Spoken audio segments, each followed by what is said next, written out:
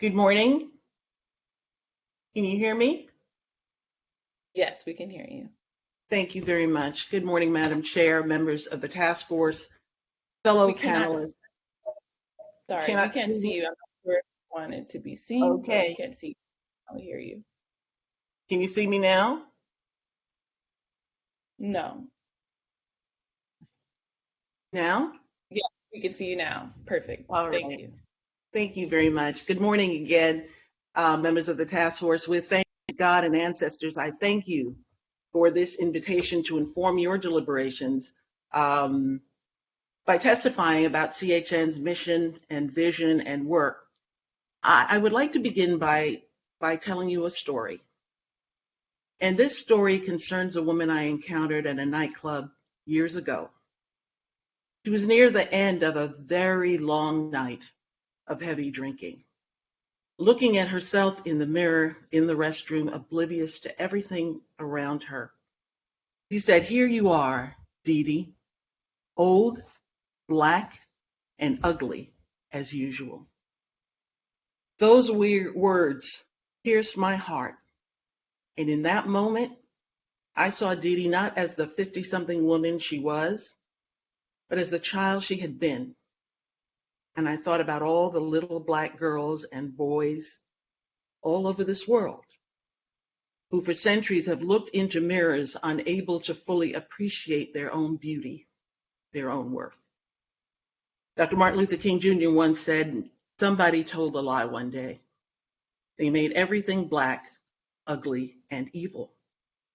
That lie of white superiority and black inferiority essentially cast African people out of the circle of humanity, allowing for the continuous degradation and oppression of Black people for more than 600 years around this world and 400 years here in the United States.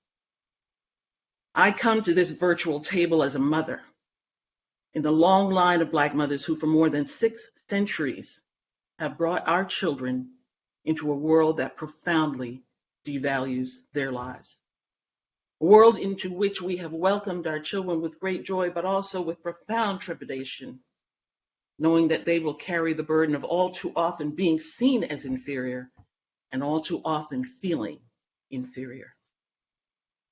I'm here to call your attention to the lie of white superiority and Black inferiority as the root cause of all the hardships uniquely experienced by African Americans, Afro-Panamanians, Afro-Swedish, Afro-British, Afro-Pakistani, Afro-Indian people. The lie is the driving force behind the centuries-long dehumanization of Black people.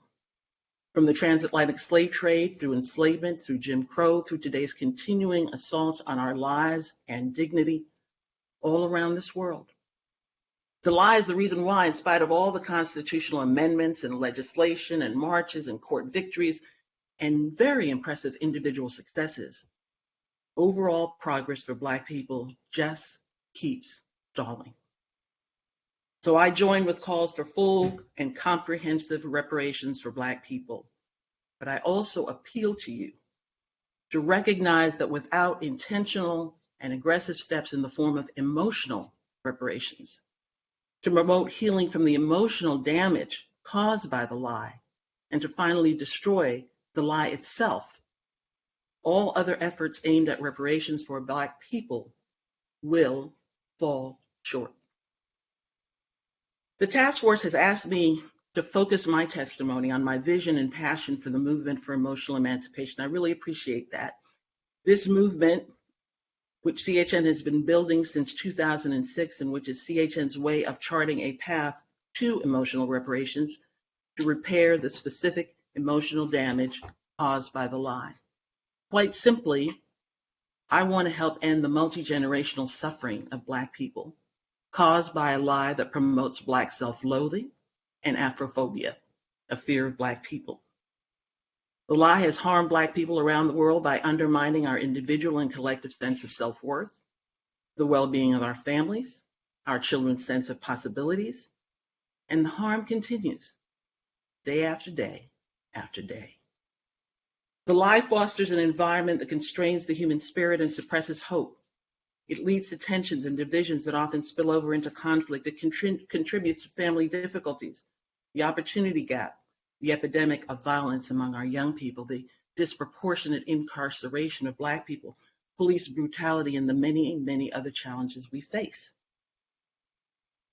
I would like to share with you briefly the analysis that drives our movement, this movement for emotional emancipation.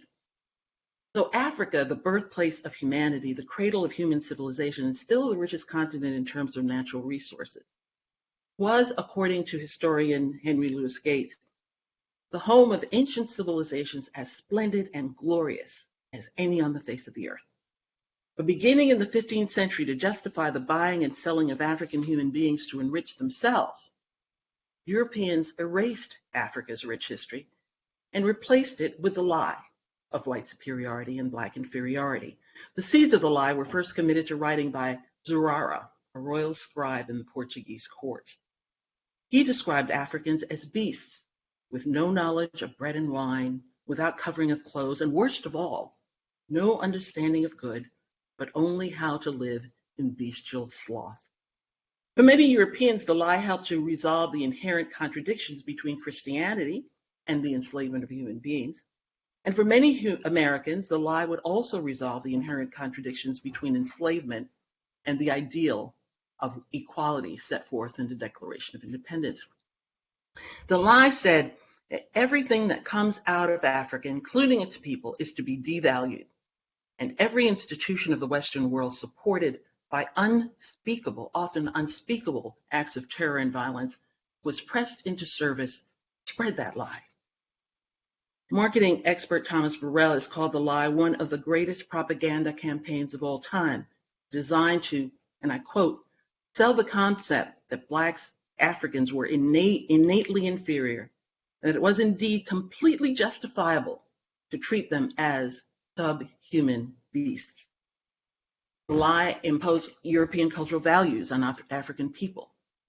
Profoundly negative stereotypes with which we are all familiar, grounded in the lie, adversely shape the world's perceptions of Black people, and all too often our perceptions of ourselves. These stereotypes have persisted, and the advantages conferred by whiteness and the disadvantages imposed by Blackness have been multiplying over the course of 6 centuries. Because of the lie, much of the world believes that Black people are inferior. That is our default position when we come into this world. The lie explains why Black people are the only human beings who are so often associated with apes.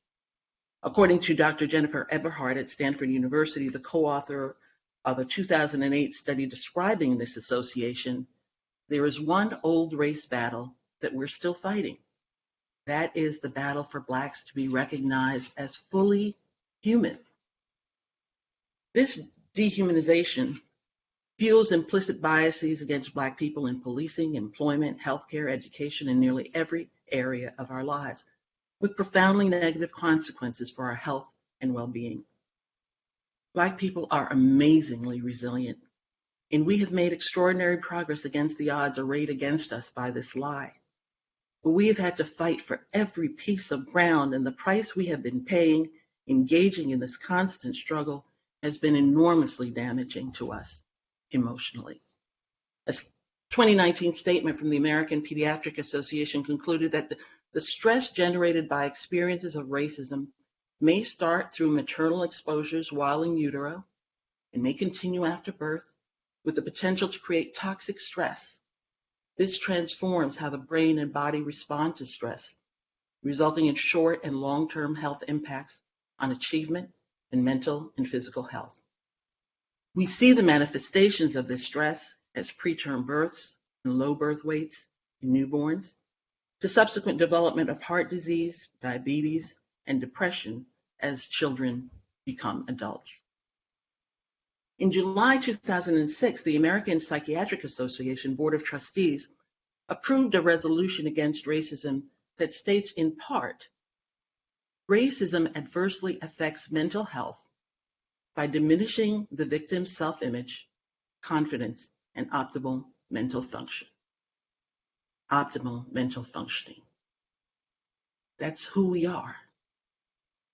Our self-image, our confidence, and optimal mental functioning, all diminished day after day by this lie. Now, it is truly amazing how much Black people have been able to accomplish while carrying the weight of this lie in our hearts, our minds, our spirits, and our bodies so long. But even more amazing will be what we and our children will be able to achieve once we take the time to heal and free ourselves from the lie once and for all. These are the basic premises of CHN's work.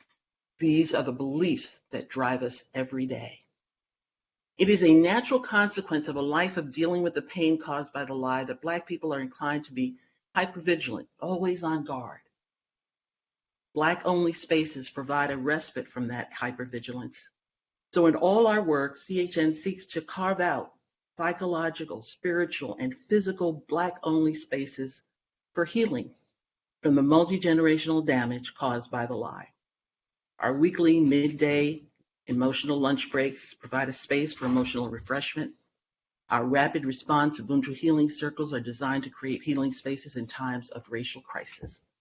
And our signature initiative, the Emotional Emancipation Circle, is a self-help support group process originated by CHN and developed in collaboration with our esteemed colleagues at the Association of Black Psychologists, represented here today by Dr. Theopia Jackson, past president, and Dr. Christy Haggins, CHN's principal point of contact with the association.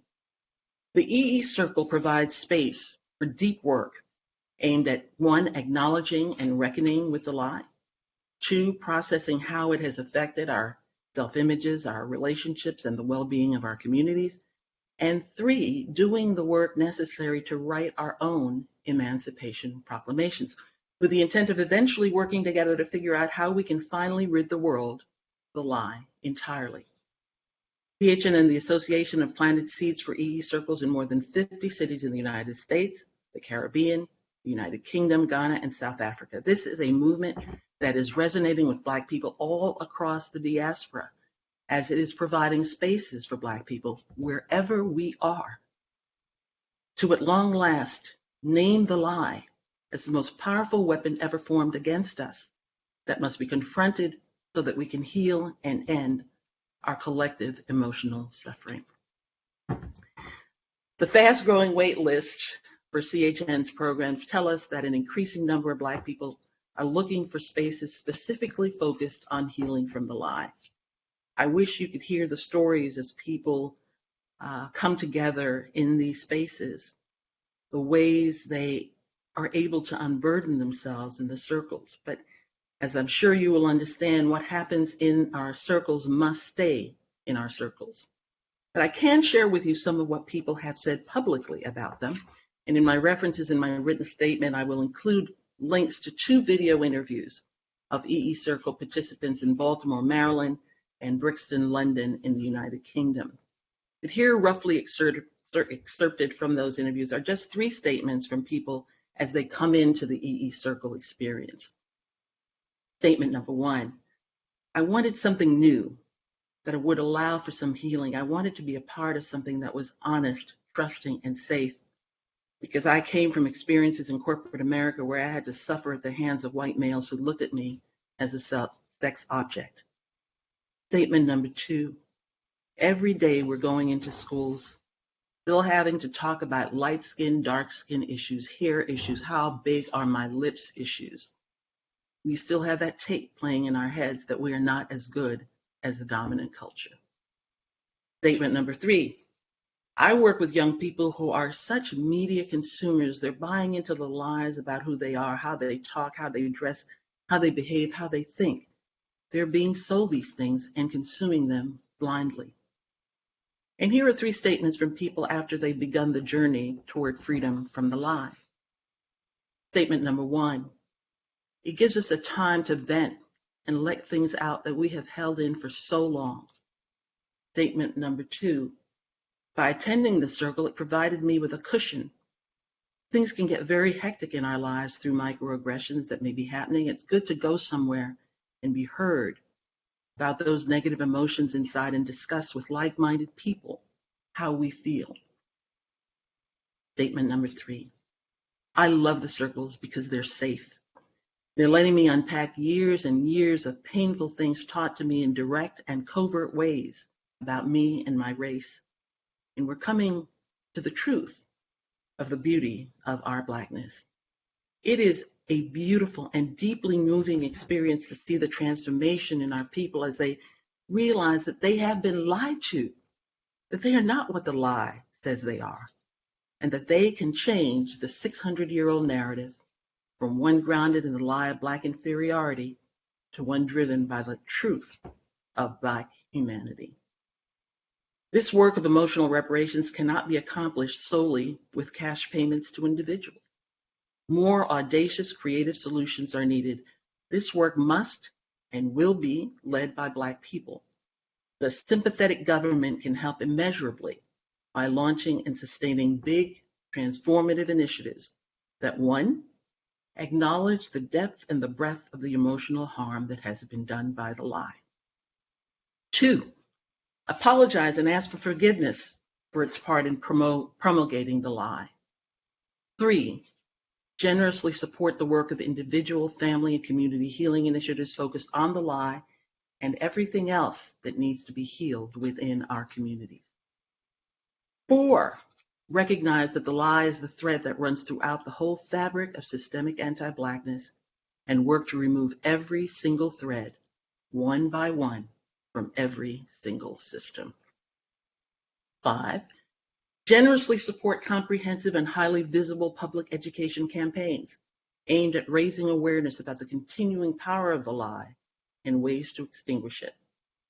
6, recognize that this is more than a matter of racial justice, but rather a matter of Black people reclaiming our rightful place in the circle of humanity. And 7, acknowledge the need for good government and people of goodwill to do everything in their power to heal the harm and extinguish the lie in order to welcome Black people back into the circle of humanity. CHN is happy to work with the task force and all parties interested in advancing the work of emotional reparation.